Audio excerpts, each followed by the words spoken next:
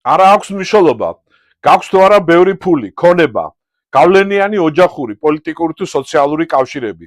როდესაც ხარ მოსავლის მშობელი, უმთავრესი ამოცანაა შვილი მოემზადოს მომავლისთვის, ისე რომ საკუთარი წარმატებული კარიერა და საზოგადოებაში ღირსეული ადგილის დამკვიდრება უზრუნველყოს საკუთარი ნიჭის, უნარების, დამსახურებისა და მიღწევების ხარჯზე.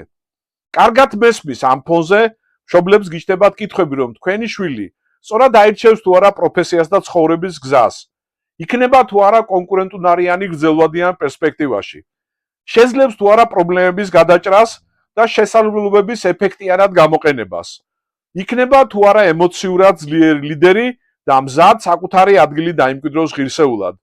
იქნება თუ არა დამოუკიდებელი, პასუხისმგებლიანი და სამართლიანი პიროვნება.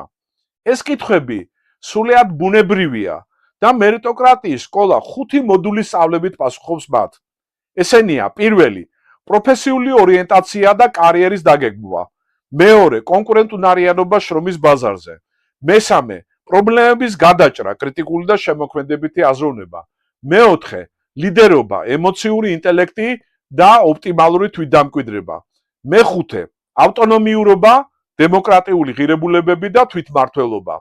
ძვირფასო მშობლებო, გაეცანით 5-ვე მოდულს, შეაფასეთ მათი აქტუალურობა და თუ აღმოაჩენთ, რომ 5-ვე მოდული მნიშვნელოვანია თქვენი შვილის მომავალი წარმატებისთვის, გამოდის, რომ მერიტოკრატიის სკოლა თქვენი შვილისთვის არის შექმნილი. გისურვებთ შვილების წარმატებულ მომავალს.